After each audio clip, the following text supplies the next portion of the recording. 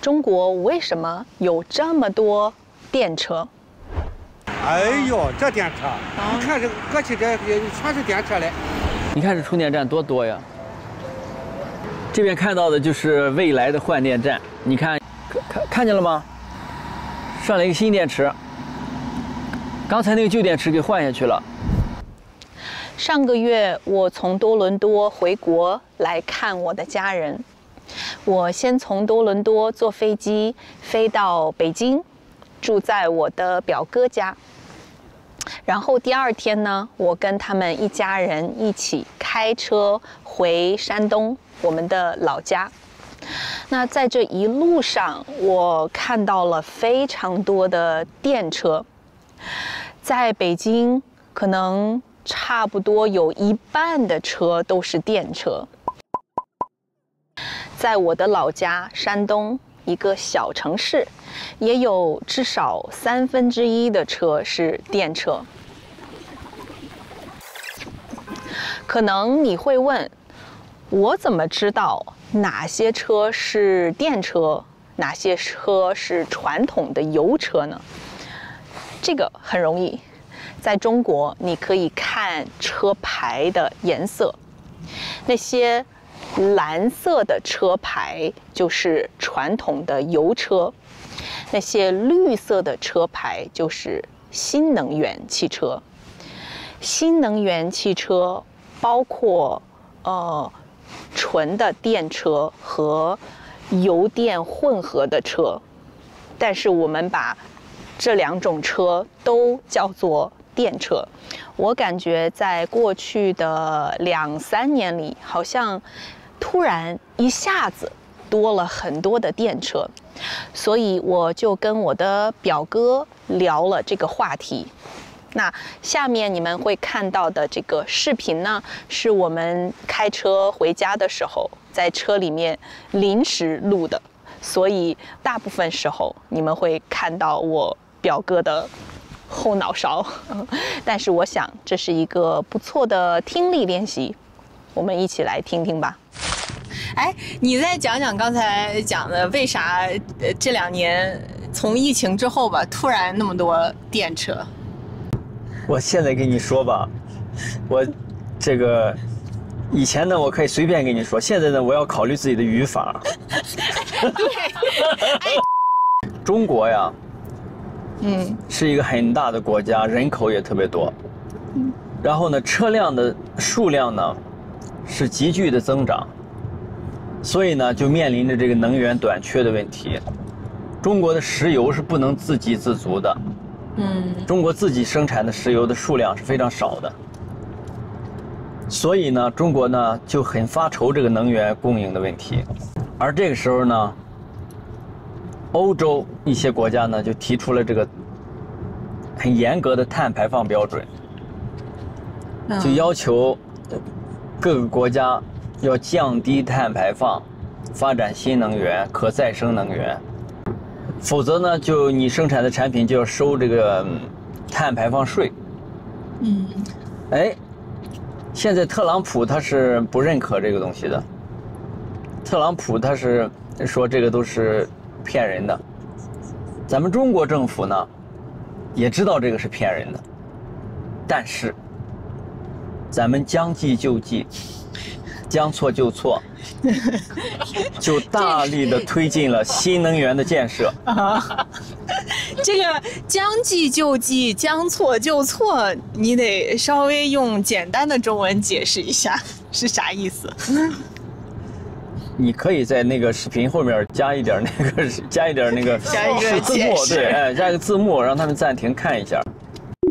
將計就計的意思就是別人可能做了一個對你不好的計劃，他想用這個計劃來騙你，從你身上得到什麼東西。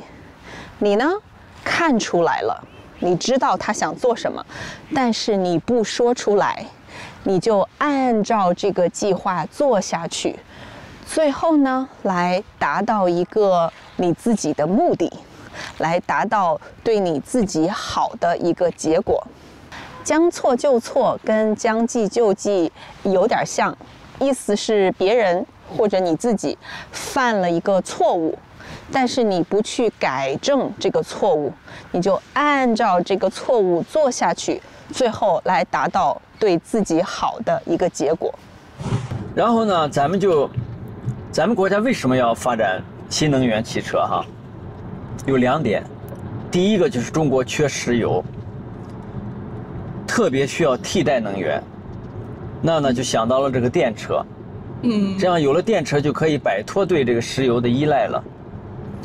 第二個呢，就是中國特別需要發展自己的汽車產業，而中國呢這個汽車產業呢發展了好幾十年了，一直發展不起來，為什麼？對，為什麼？就是因為中國的這個油車裡面所需要的核心技術沒有掌握。這個油車的核心技術就是發動機和變速箱這2個技術。這個技術都掌握在德國人手裡了。那你看人家德國為啥寶馬、奔馳都那速度特別快，質量特別好，就是因為人家油車的這個技術特別高，咱們发動機這個技術一直沒有攻克。而且你看國內的生產汽車的這些廠商，原來就一個变速箱根本自己做不了，全是從外國进口。那等於你的汽車裡頭最重要的零部件、核心的東西都是買的人家的。你自己啥也不行呀。所以咱們政府呢就觀察到這個問題，就大力要推進汽車產業電動化。認為這是個彎道超車的機會。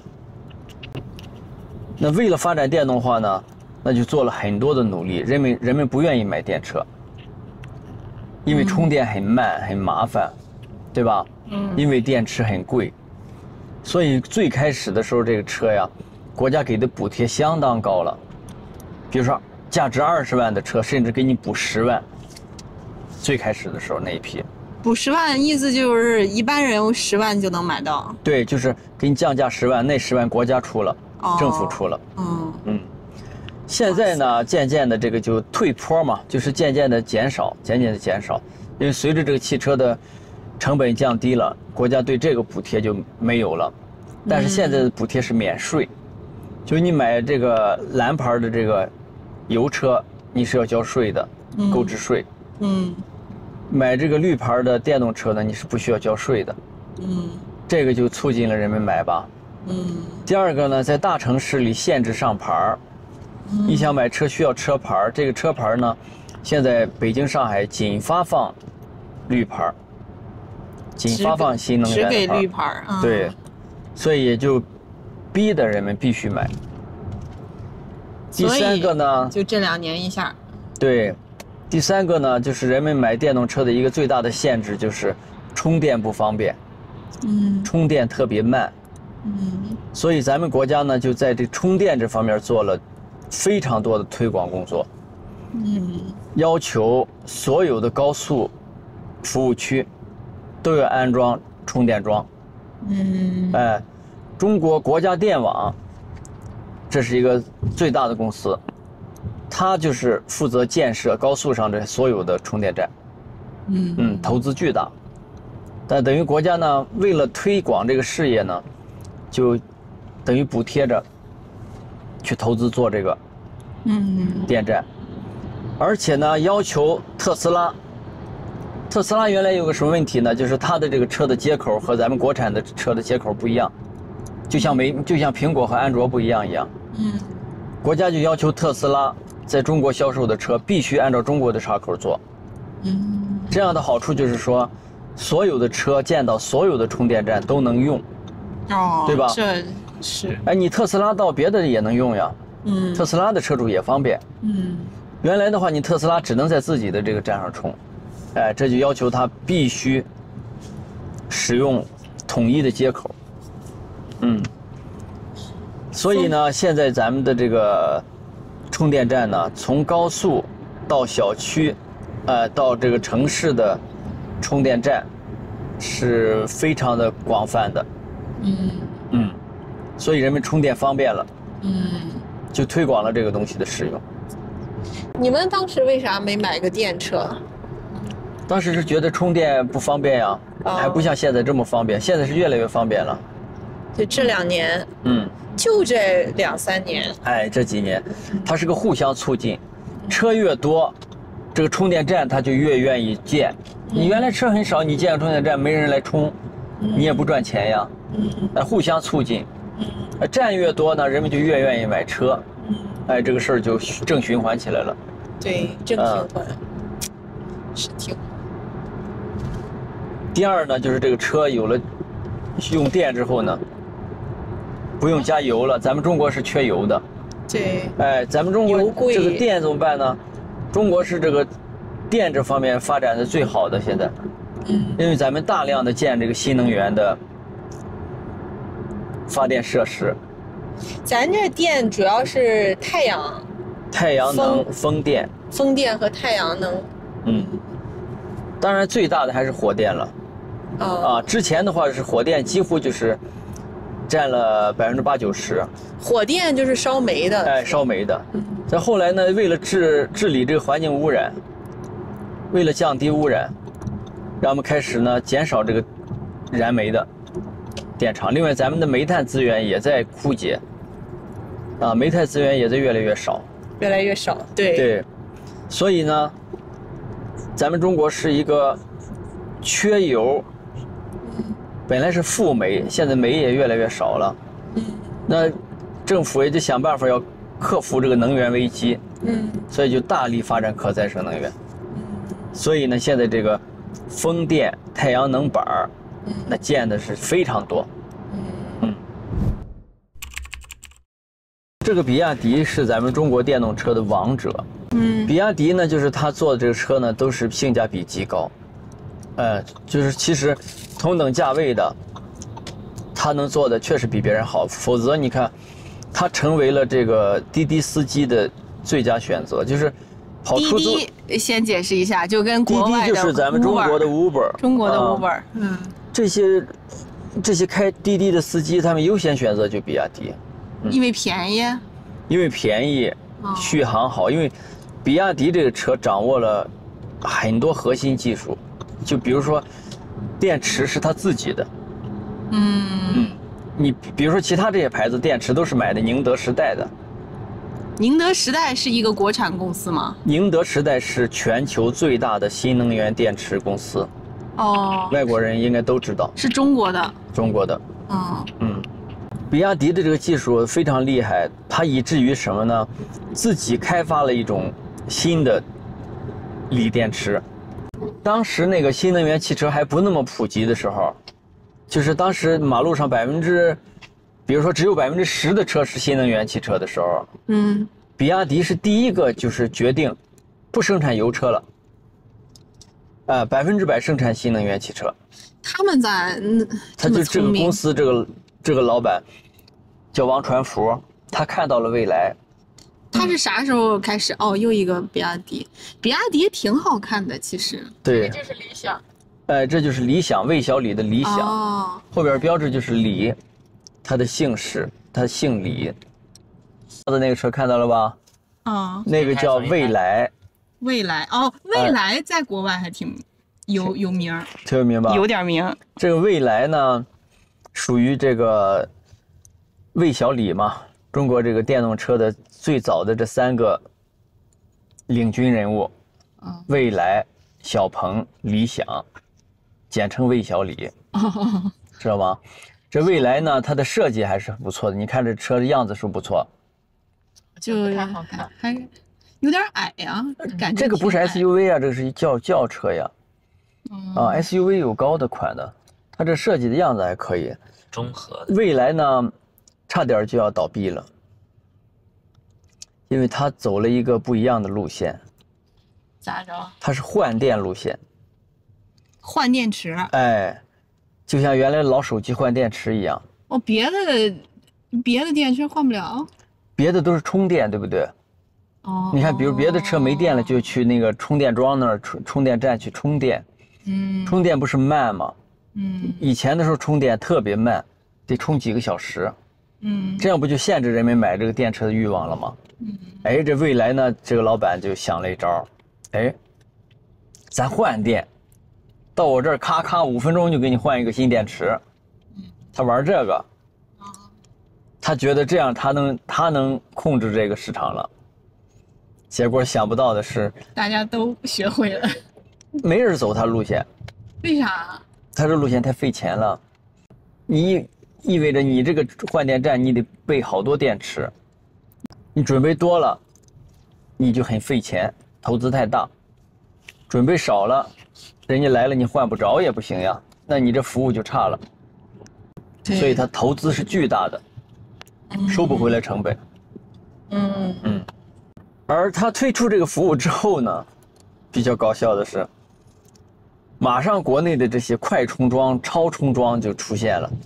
就是充電速度特別快了，就沒優勢了。半個小時就能充滿了。那用那快充樁的話，包括特斯拉，包括這華為，好多的這快充樁都出來了。那這樣它就沒優勢了呀。人們不願意買它這個。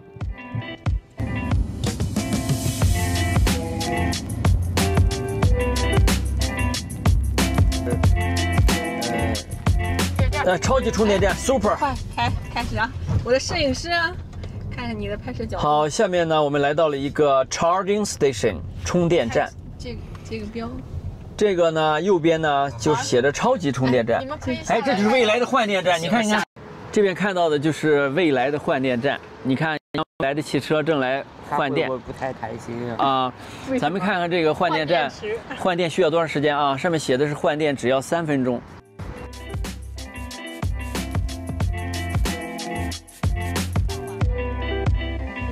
開了，快趴下，壯壯趴下，哎，看下面，對，你可以往前走走，沒事，他不說你。可以，對。上來一個新電池，剛才那個舊電池給換下去了，看見了嗎？哦，你看，未來換電站很有意思，是吧？這些東西。你看這發電，這是直接發的電，也就是說，這也是未來鋪的，等於自己不用花任何錢了。全是自己發的電就充到這個電池裡。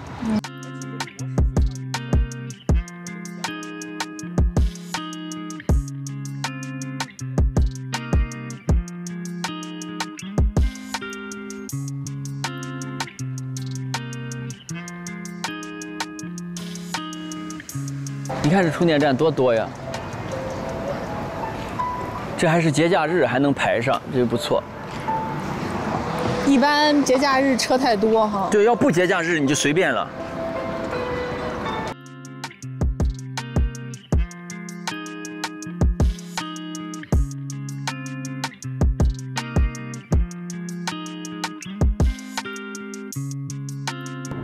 國內這2年電車的牌子太多了，都認不出來，認不過來。對，你像在加拿大，電車就只看見特斯拉。對，然後可能有一些日本車有那種油電混合，說明特斯拉的這個競爭力太強了。競爭力強，再一個，你像比亞迪要出口到加拿大徵100%的關稅，那比亞迪那個特斯拉為啥不徵稅呢？因為它就是對付中國嘛，它跟美國和美國聯手對付中國，對。所以比亞迪的車賣不到美國去，賣不到美國去，美國人民可着急了。對。加拿大人民也很着急，本來可以買那麼便宜的電車，結果他徵100%的關稅，那就不便宜了。美國人到了中國說，一看比亞迪那小車哈，比亞迪有那種小的什麼的，他們說問多少錢，一問才7、8萬，哎呦，這麼便宜，這麼好的車，多希望美國能賣，這根本美國不讓賣。歐洲也是收咱們的稅，收咱們稅，現在和歐洲在談判呢。談判就是因為咱們抗議嘛，對吧？為啥咱們能和歐洲抗議呢？是因為他們也有車賣給咱們，咱們就是說你要是這麼對我們，我們也同樣對你們，他也受不了，是，對吧？因為中國已經是奔馳這些的最大市場了，他也受不了，所以最終呢達成一個妥協的方案就是啥呢？歐洲說，你們可以把車賣到我們這裡來，但是不許賣多少萬以下的車，限定一個數，比如說你最低就得15萬以上，你不許比亞迪那些7、8萬那些車再來賣。那你要是來了，直接就没法活了，对，別人沒法活了。对，你像我買那個 Toyota 是啥？豐田還是？豐田，二手豐田，就是 Corolla 叫啥？皇冠。科羅拉，皇冠嘛是叫？原來叫皇冠，現在叫科羅拉了。很快。二手3萬加幣。3萬加幣就是15萬人民幣啊！15萬能買一個多好的新車，我就買了一個二手的科羅拉。對，就是現在的新車，就是便宜了。我跟我的表哥聊完以後呢，又上網查了一下，在2024年，中國新銷售的汽車中有大約40%是新能源汽車，在這些新能源汽車中，有大約68%是純電車。所以，對，中國在過去2、3年中賣了很多的電車。所以，你們對我表哥的分析怎麼看？你們同意他分析的這些原因嗎？在你的國家，新能源汽車的發展怎麼樣？有沒有一些關於新能源汽車發展的政策？